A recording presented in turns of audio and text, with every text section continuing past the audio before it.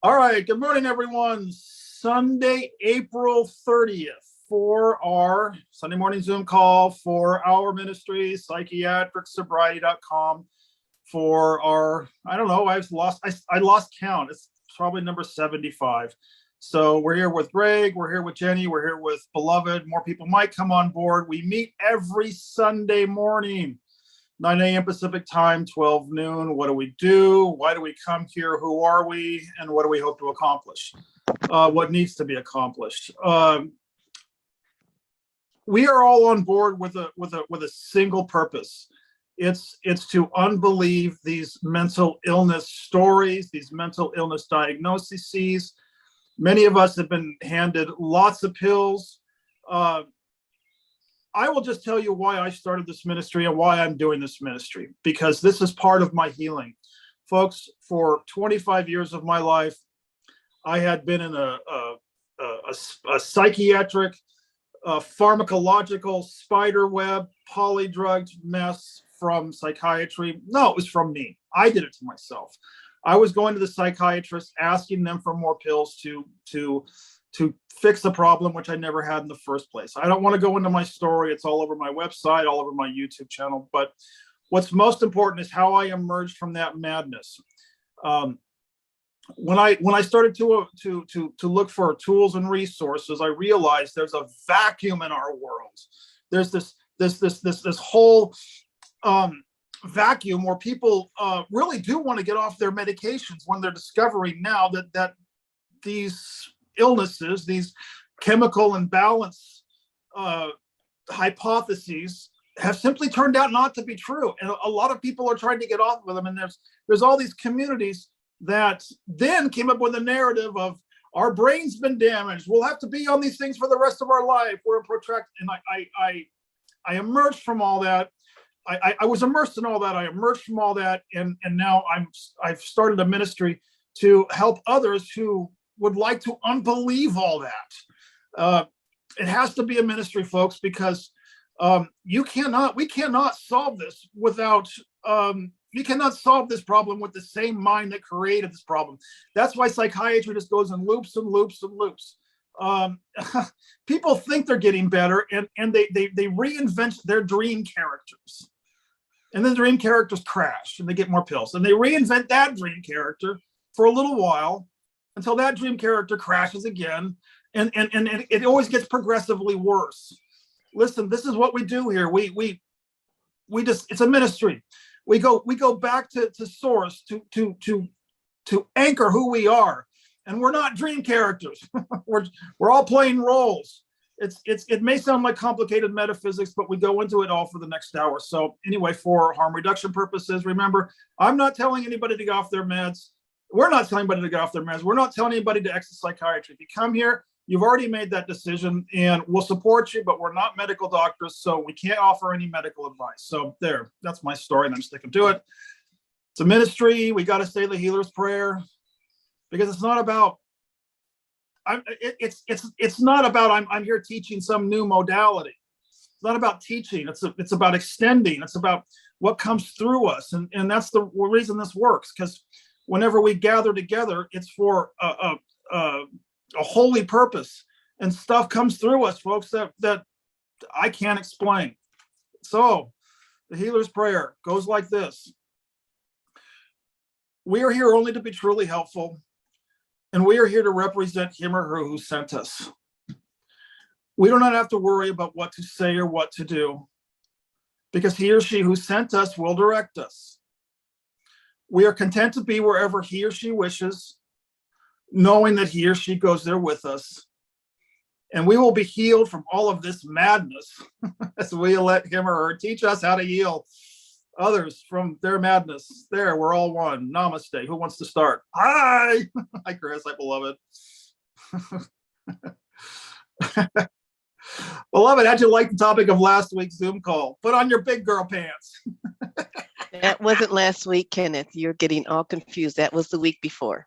I don't remember what last week was then. Well, anyway, it's okay. It's okay. Yeah. My head's been in work so much. Well, you got that from Kavanaugh. I was really reflecting on if someone just clicked on this video for the first time and like, what's this all about? And, you know, why are these casted characters? What do they have in common? You know? And I just want to say, hey, first time viewer, welcome. We're unique. You haven't been in any place like this probably. And I just want to really encourage you to go through the archives. If you want to hear the stories behind each one of these characters up here, I'm sure they're in there, or other casts of characters. And that we're brought together some synchronistic way beyond what we had any control over. I mean, me and Kenneth are like brothers. Like, I don't know why I had to meet him. And when I saw him, I was like so happy. He's like, who is this crazy person hugging me? But I just had to. It was so, expect miraculous connection. Just don't question it, because we're all here beyond what we can know. But we're all here to heal. That's why we have the healer's prayer. So we have a commonality that this butterfly, I mean, this caterpillar to butterfly is all of us, whether you have a psychiatric story or not, right? So I just want to say, so for those of you who don't have the, I'm coming off of benzos and this, that, which I don't have that story. But I don't find that I'm in the wrong place here.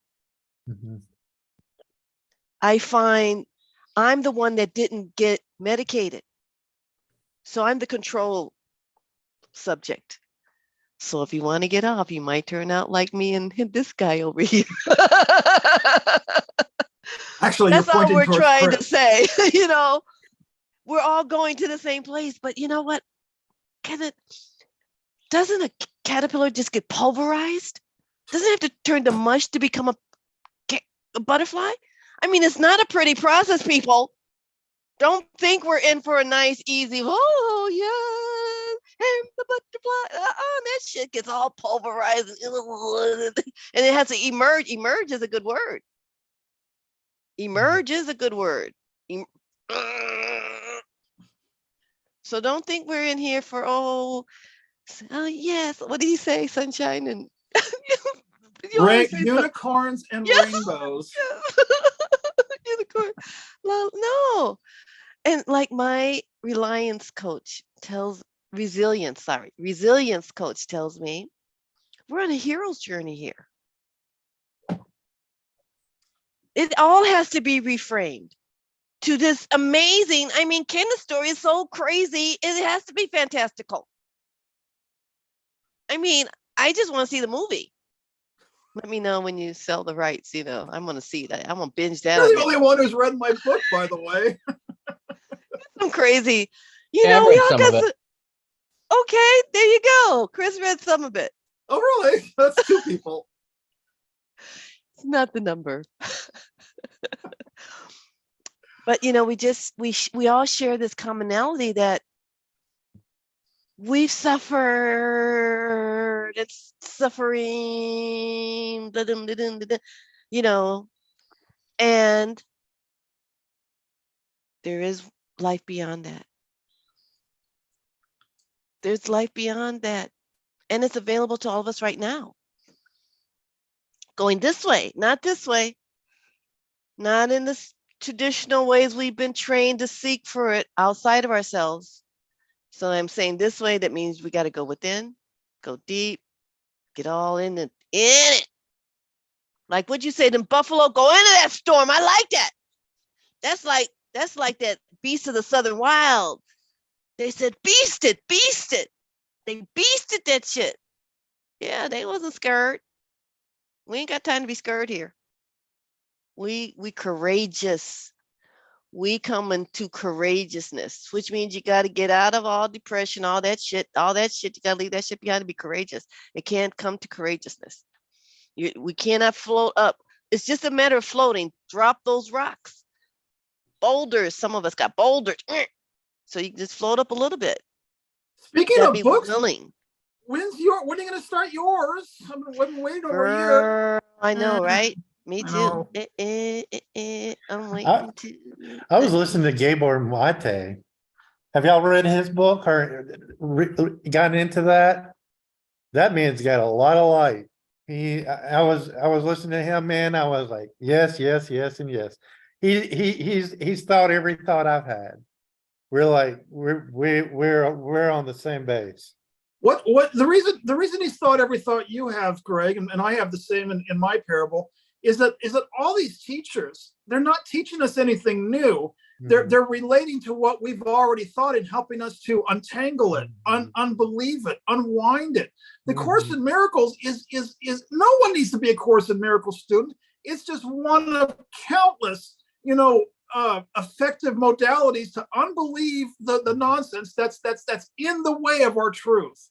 This is a deep rabbit hole, because these truths have been taken for they've been stamped for hundreds and hundreds, maybe thousands of years as being the ultimate. And now, if we're really ready, we're going to have to unbelieve everything. And that's exactly where the heart's just going to open wide. And what Beloved was saying earlier is she's saying the synchronicities. She was saying grace. She was saying there's a higher power guidance that we can't see, smell, taste, touch, or hear. And she said we're going to tap into it, and that's going to be our new GPS system. And the reason, if you would just think, oh, these people are just farting unicorns and rainbows. But no, the reason the testimonies are important is you heard my testimony, you've heard Beloved's testimony. People like us were not supposed to survive, but just the opposite happened.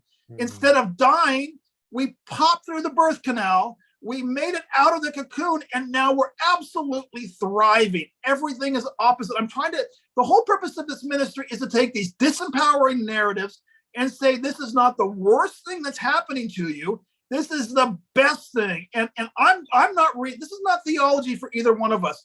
Both of us, if we come from horror stories, and that's not true. They were, in this matrix, in this illusion, in this Shakespearean play, if you're on the screen, you're going to think these were horror stories.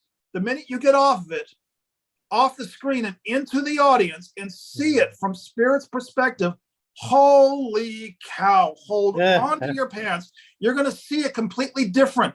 Healers and way showers are not good and nice people that followed the rules. Most of us have had to completely, be dismembered. I mean, it's what's it called when you're inside the cocoon? A chrysalis? I don't know how to pronounce that word.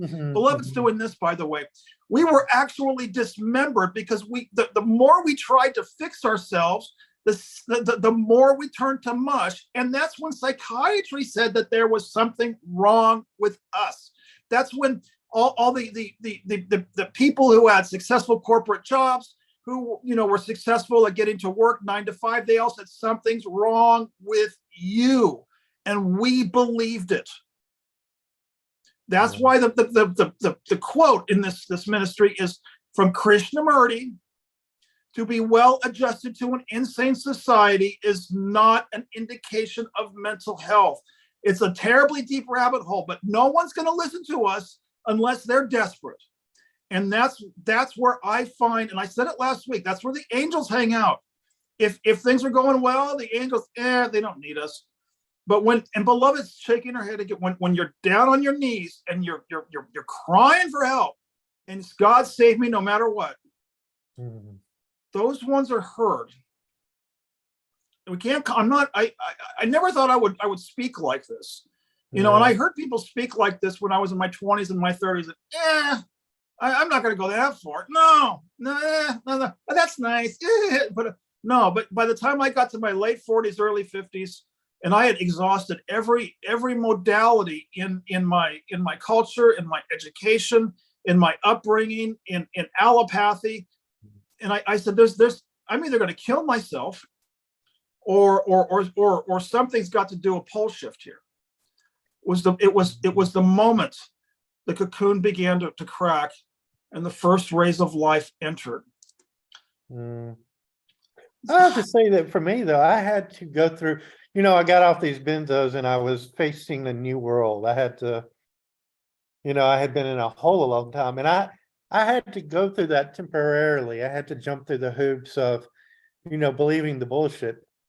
I don't know. I just went through a period of that, and now I'm starting to see that it is bullshit. I mean, for some reason, I had to think that money was all of it, and I had to go through the 12 steps, and I had to go to the therapist, and I had to think Yes, you did. I had to think that money was all of it, because I was so outside the game, and I was hurting, and I was poor, so I thought I had to go through the thoughts of this is what I needed to do, and I think that's finally starting to break. I'm starting to see through. I mean, I guess you got to go through the darkness before you unbelieve it.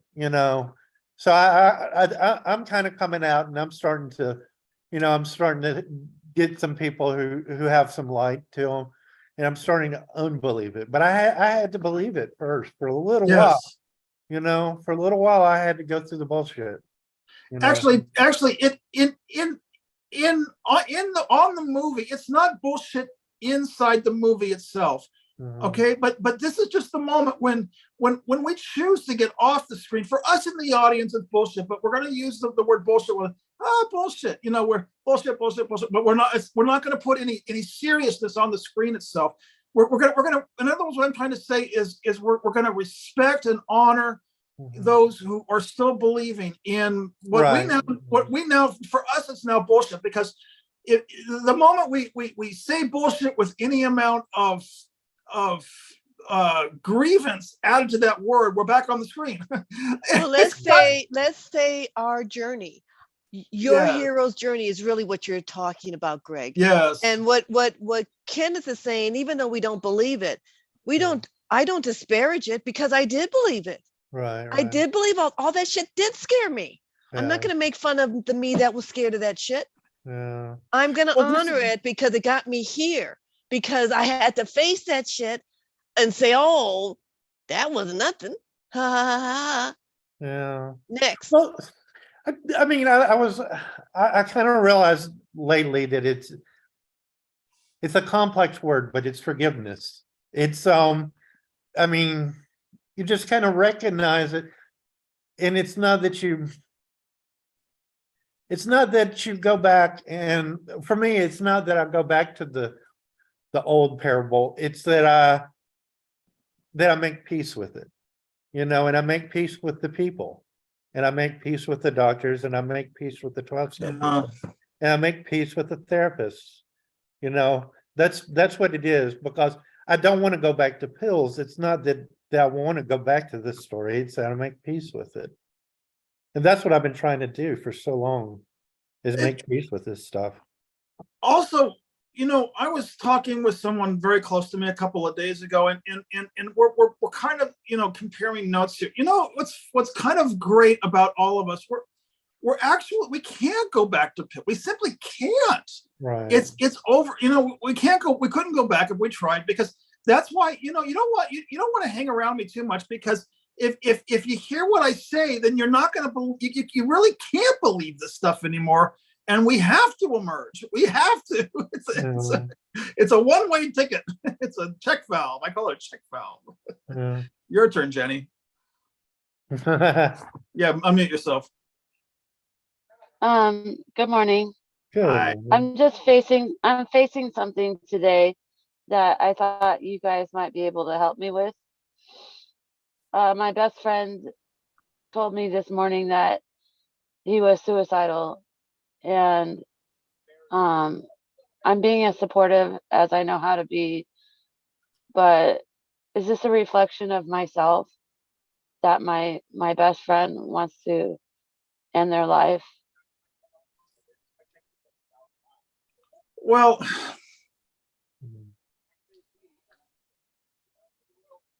Anybody want to speak to that? That's, a, I would say no. I don't know.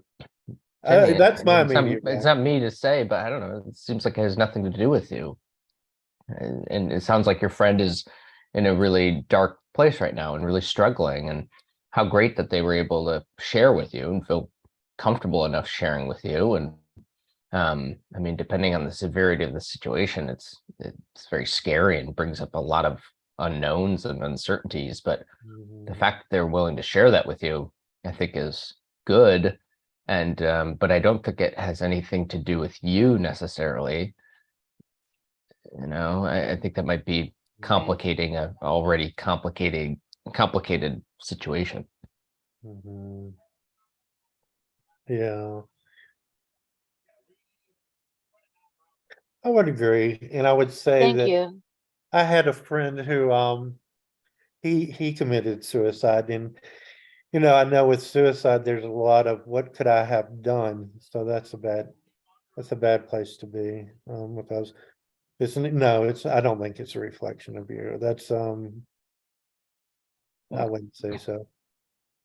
I mean, I think suicidal thoughts, it's a pain response. It's an emotional pain response. That person is struggling so badly, and they are probably feeling like they have no solutions or no way out.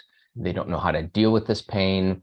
And Mhm. so I think it's our brain or soul's way of trying to offer this quick solution. It's horrendous. It's not a solution, but I think for me, understanding um like the mechanics of suicidal thoughts really helped me at my lowest point. I read this book called the Upward Spiral, and it was really helpful because it made me, there's so much shame and stigma even about saying I'm feeling suicidal, and it prevents people from sharing at a time where sharing, I think, is the antidote.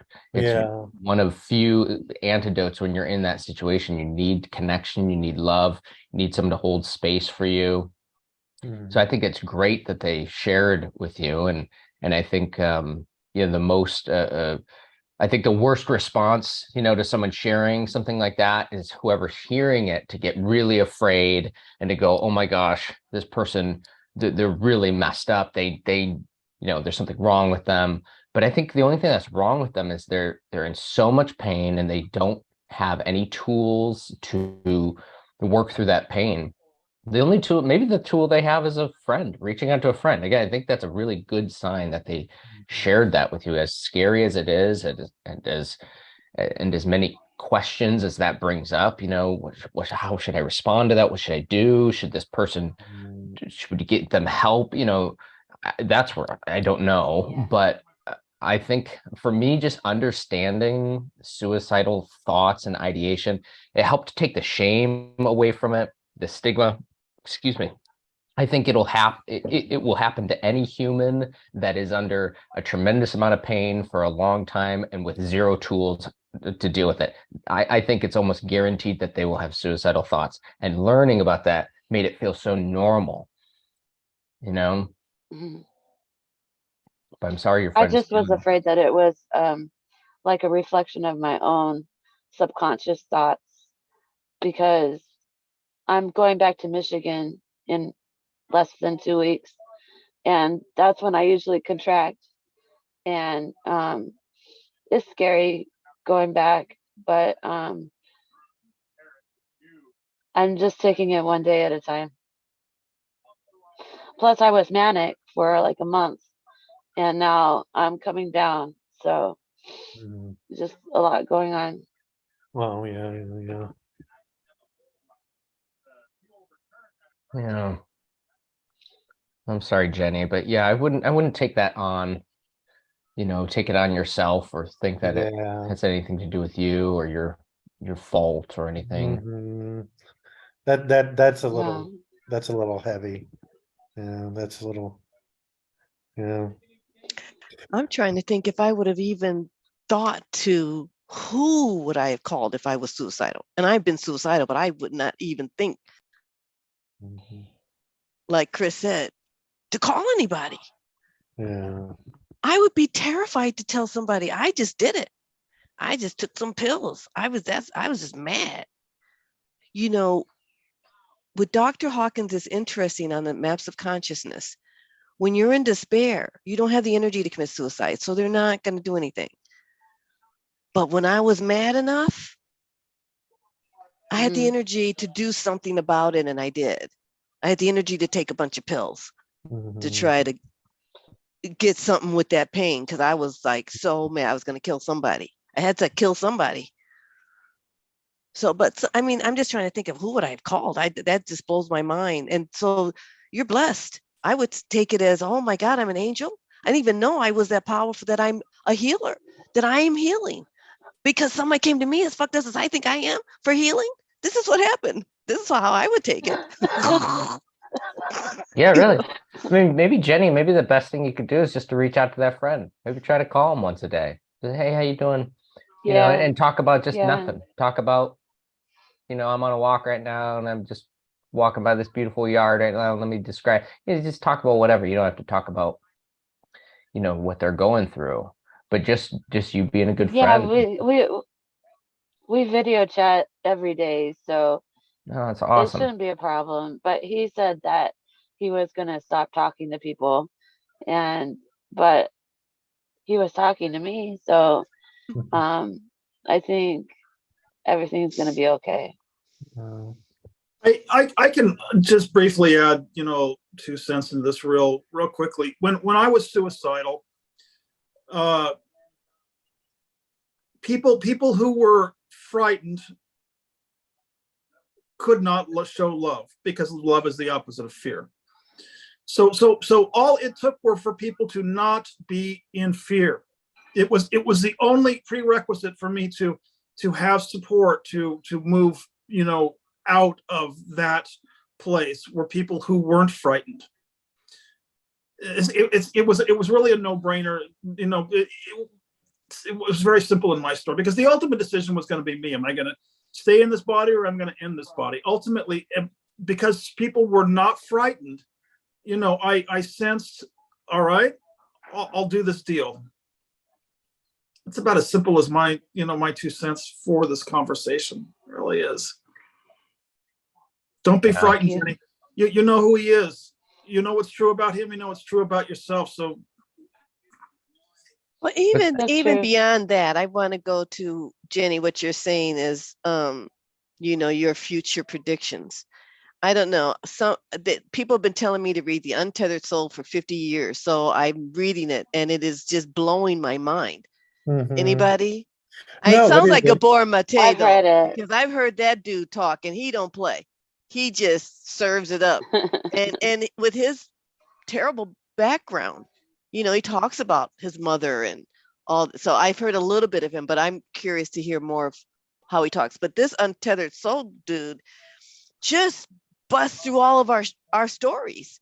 And he, instead of saying the ego, he calls it your psyche, that you're just at the mercy of this talking. But who's listening? You got to realize the talk is here and something's listening. The talk is here and something's listening all the time, and something's listening all the time. And to make that distinction is just so huge to me, you know, because I can get sucked up and I'm all in it. I'm all in the drama. I got 2 dogs in this fight. But do I really? No, I'm back here and something's going on in my head. And I just think I got the whole thing going up, and nobody out there is even up to date with what's in my head. I have found this many times, really. It's just shocking. But you know, it's really great. I want to read something that he says about change. Change involves challenging what is familiar to us and daring to question our traditional needs for safety, comfort, and control. This is often perceived as a painful experience. Imagine, we are all in pain. This is what he's saying. We're in pain all the damn time because we're trying to protect ourselves. We're trying to stay safe. We're trying to stay in our comfort zone. Don't hurt me. Don't say the wrong thing, bitch. Don't look at me like that. You see what I'm saying? You don't know that. right? You poor innocent thing. You don't even know. I don't like people with headphones on. I'm gonna look at you like, what you wear headphones on? You don't even know that, right? I'm telling you, we just all crazy people running with this thing talking, and we don't have to just follow this craziness all the time. That's what I'm realizing. We can watch it. Oh, can I jump on that? I've got because now listen, this is what I'm doing. We got to take action. And beloved, you brought this point home. Action. This, but it's action up here. Mind action. And this is what beloved's pointing towards. I think that the two of us are going to really, combine forces for this. And I've said it before, and I'm practicing it every day, and I'm doing it. Who's the one noticing the one who's thinking? We don't just say believe in God. And I don't know. Maybe you can burning bush for Moses, but I never got a burning bush. I have to. Who's the one noticing the one who's speaking? And keep going back and back and back. And this is what all the mystics and the way showers and the prophets are pointing towards. And practice muji. That's what mindfulness is all about. Is we're not the ones who are thinking these thoughts. Like Jenny, for your friend, for example, he is. All of us who are suicidal are so immersed on the movie screen that it can be. The movie screen gives you great pleasures, great highs, then serious lows. You're in a movie. I mean, if we can find the practice and the discipline, otherwise we just tell stories. Because they're fascinating stories that we create on the movie screen. Absolutely, just we believe our stories are so none of them. Not a single one of those stories is true. And but if you got a mental illness story or a suicidal story, then it's then you need pills because those stories are so frightening. So listen, what Beloved is pointing towards and what I'm doing is we've got to practice the mindfulness to pull away and to notice, ask ourselves who's the one telling the story. We have to ask ourselves the question first and notice, because this whole ministry is founded on who we are cannot be damaged, but we got to back up and answer the question, who am I? And you got to notice the patterns that this thinker is nothing more than a drunk monkey. It's artificial intelligence. Yeah. And each person, when they begin to see that for themselves, their psychiatric parable can no longer be true for them. They're going to find something that's truer. That was my morning preach lecture. Who wants to go next? Come on, guys. Well, let's see. Well, Beloved, you said something about when you were at your darkest, you said, I had to kill someone. I was so angry. And I think that's another thing, right? It's like there's hatred towards oneself when you're feeling suicidal. And so that person might not be able to love themselves in that moment. But if there's anything anyone else can do, it's really just to show love. Because I think that it might just prove to that person, they might not believe that they're worthy of love in that moment, but they may just see that love still exists in some way. Because I think when you're in that state of mind, you're not feeling these things, you're not feeling love. And so love doesn't exist, right? You're not feeling any kind of joy. So joy doesn't exist. I'm totally crazy. Let me tell you that. So what do I need when I'm totally crazy?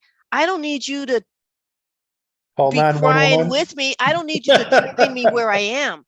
Yeah. You're not going to help me if you're like, oh shit, I know you feel, yeah, my life is fucked up too. And I don't need you to join me.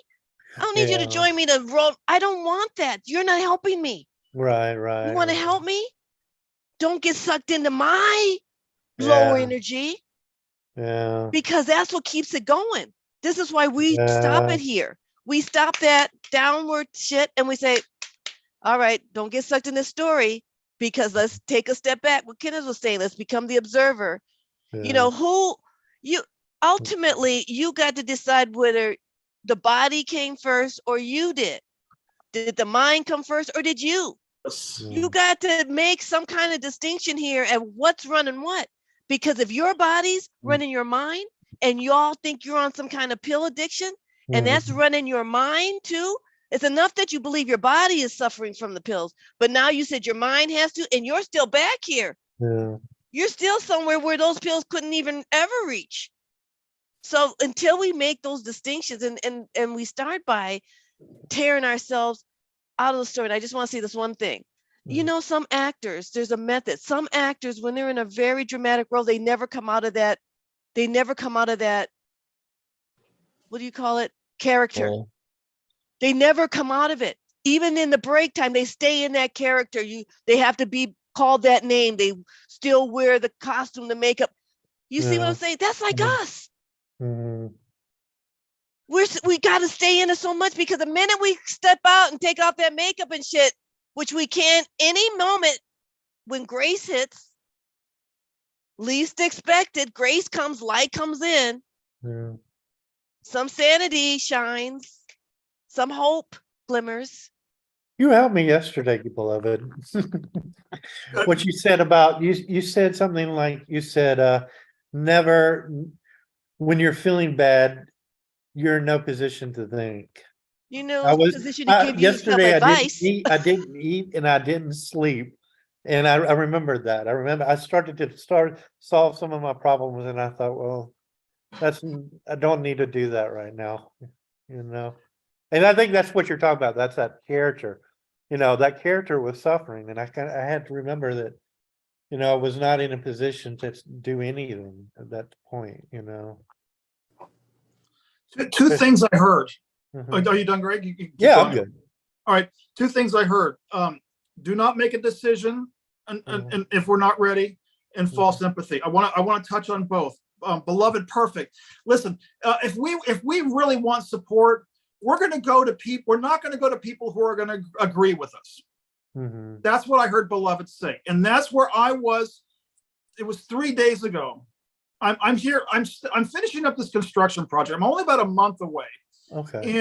And you know, bless somebody's heart, you know, who's been off the project for 4 months.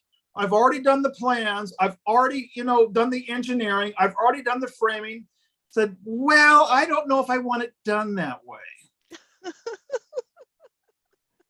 It was not an upset. It was a setup. But I went ballistic. I mean, I hit the roof. Now, what happened is I got triggered. I all my trauma, all this stuff, and it came roaring to the surface. And I was a nuclear weapon for about 3. And I tried all the modalities all out the window until I finally called someone and I said, 911 help. And she was really good. I picked a mighty companion who holds me accountable. So I screamed all the blame and how much I hated everyone, and how they were all out, because it triggered my own belief system. They're all out to get me. They're doing this as crazy wisdom to try and I was way off in schizophrenia land. I was way off in borderline personality land. I was gone, and maybe it didn't help that I was low on sleep. She held me. She was Jenny, maybe this can tie into your request. What do you do? I'll tell you what she didn't do. She didn't believe a word I was saying. She knew who I was, but she didn't criticize my story either. She didn't shame my story either. Now, that's an important point. There's a lot of people in the spiritual communities will say, oh, we've all heard it. People who, you know, that pontification, you know, they will just shame on you for believing those things. You know, hang up the phone on them right now. Listen, Grace brought someone who wouldn't do either. She's not going to shame the stories, but she wasn't going to believe them. She was going to hold the space. All I need, Jenny, this goes too. She held the space, waited, and then she simply asked, you really think that's true? She said, what do you want right now? Matter of fact, there was really no false empathy. Would have been going into the story. Oh yeah, I agree. Can you believe they were away from that ministry for 4 months and now they want you to make changes after you've already put the header beam and the framing and already put the spark beam in the base? You hope she said that. She might have said, well, it sounds reasonable to me, and really piss you off. Yeah, let's form an alliance here. She agrees with him, the enemy. No more war. No more war. And you know, in about a half hour, I was back to sanity. That's why I call it that's why I call it support. And I'm trying to, you know, I think Beloved and I are trying to describe what support looks like. That's what I would need. When you see me going off and I'm all mad and stuff, I don't need you to fix it.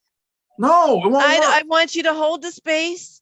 You know, if I'm venting, you're not going to get a word in anyway, so you might as well relax. And then when I come down to where I'm, you know, I look like I'm kind of receptive to sanity.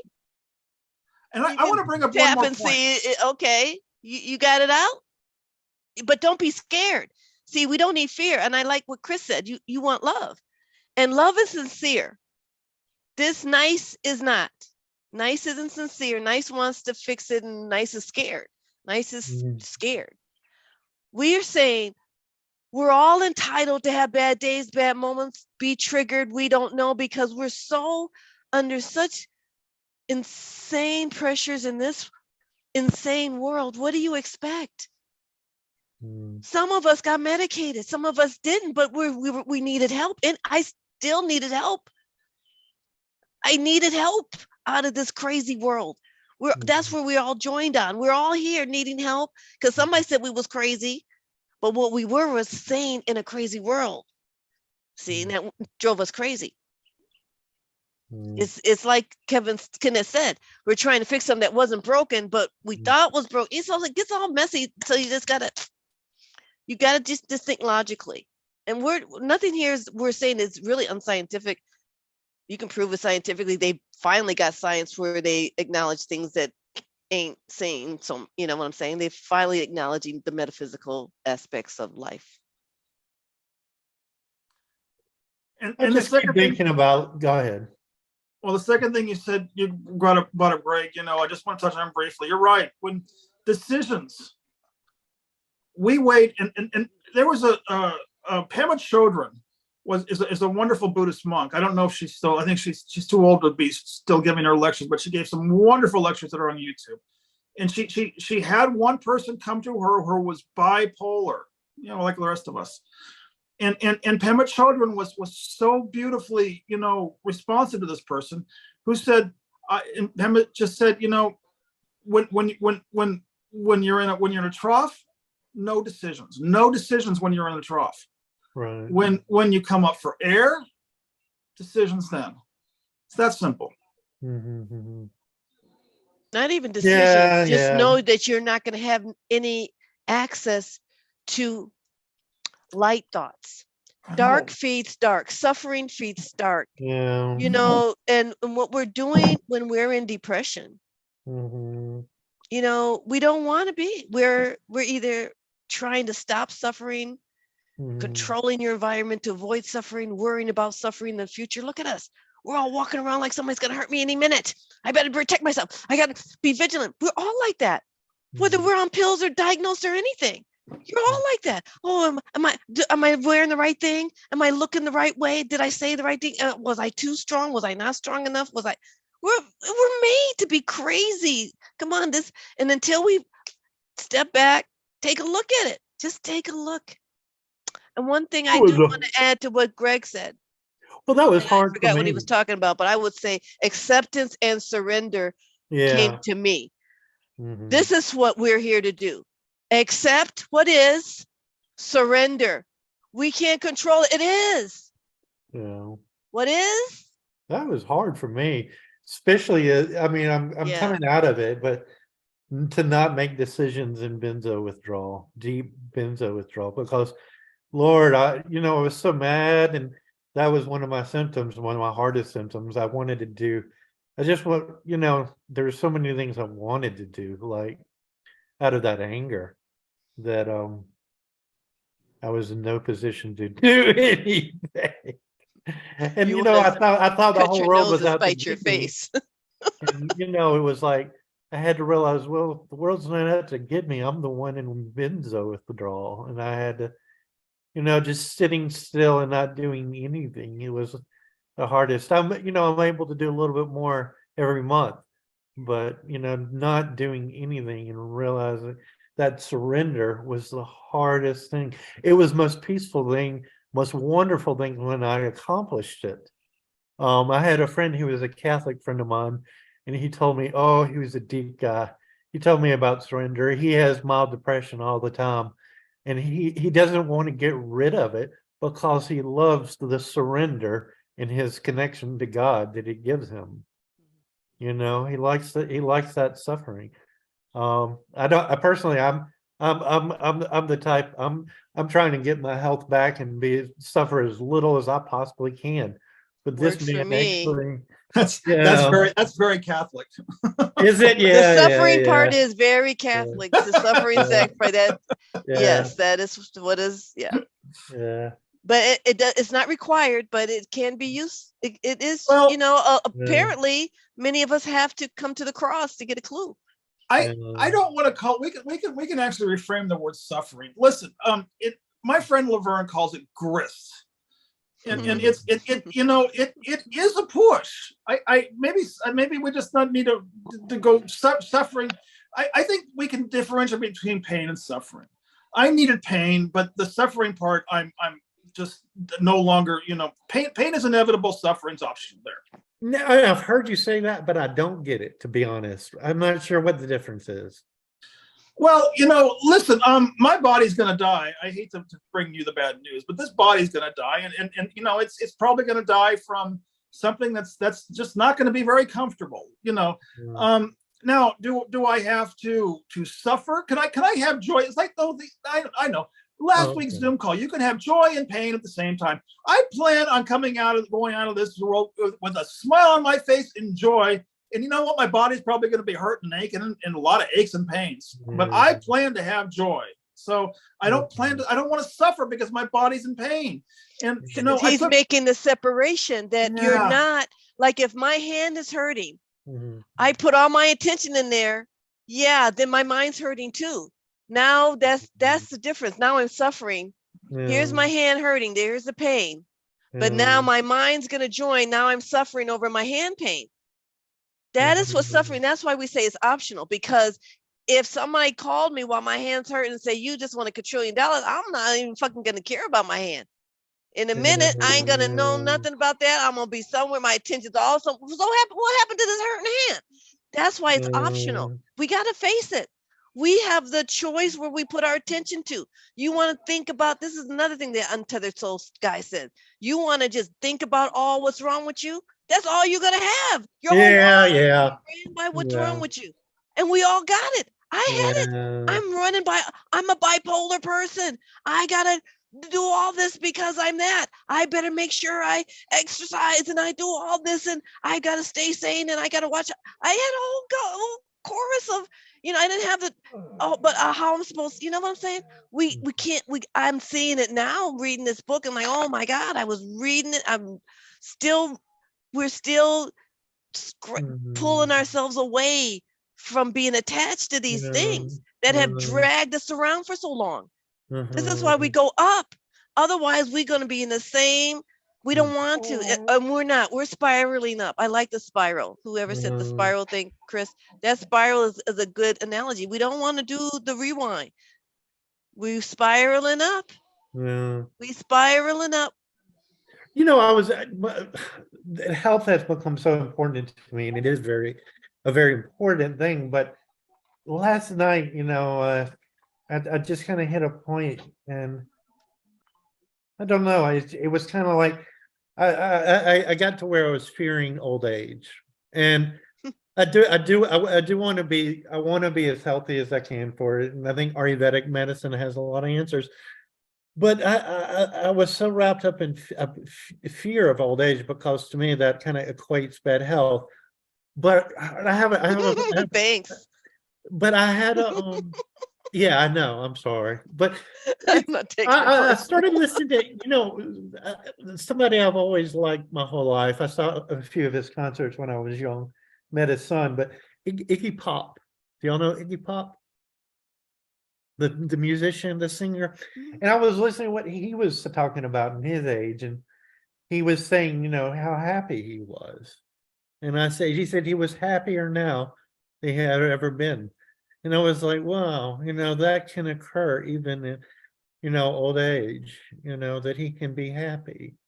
And that just really struck me, because I do think health is important. And the next 3 years I'm dedicating it to it. But I think I had almost made it everything, more important than love, almost, When we connect, we see this world as a bell curve. You're born, you grow up, and then it's all downhill from the peak. Yeah, So I understand that, Greg, that we're programmed for that.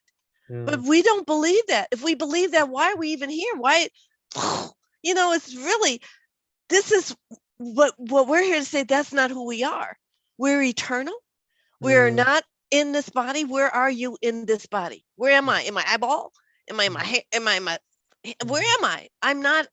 We're going to have to make this distinction. That is what we're talking about here. We are talking about the metaphysical.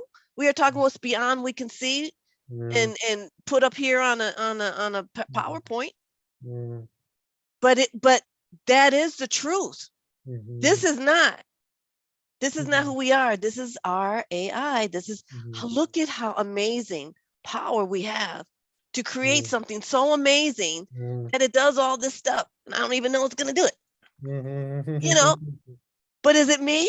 yeah, yeah, Does anybody, before we wrap it up, I got to ask you guys, does anybody think, can you think of a topic for this particular Zoom call? Where there's always so much creativity that comes out.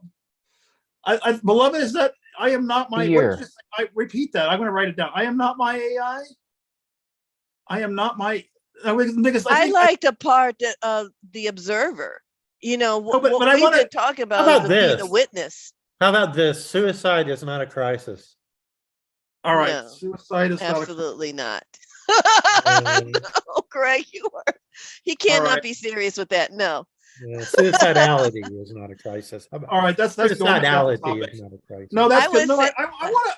I'll try. Hey, if you guys, one more thing, can you guys try and get some traffic on this YouTube channel? I don't know where to post these, and I've tried tags, and I've tried, So if you guys can think of any way to get traffic, I just for the sake of that. All right, you guys, listen. We're I gotta run. We're about 3 minutes away. Anybody want to close anything up for the archive itself? Well, you guys can have the Zoom room open as long as you want. But anybody got anything else for the YouTube video? Mhm. You guys, it's great. I mean, there's so much good stuff that comes out here. I mean, this is basically, this is just this is not professional. I don't want professional. We're just five normal, average people who come together for a common purpose, and we're rocking the Casbah here. I don't want to be well known. I'm not asking for YouTube traffic to become well known. I'm asking because there's so much beauty, and I want to share this beauty. So anyway, Kenneth Price on Sunday, April 30th for probably Zoom call number 75, psychiatricsobriety.com. If you're watching this on YouTube, leave your comments. You have to leave comments. Tell me, just reach out to me. Tell me anything, did it work? Do you want more? Do you want less? Which way should we go? Do you want to show up? And if you want to show up, please show up. Look in the description. All my YouTube or the website links are there, and the Zoom link is there. So you guys are great. I love you. Enjoy the rest of the recording or the rest of the Zoom call. God bless, and may the force be with you. Bye.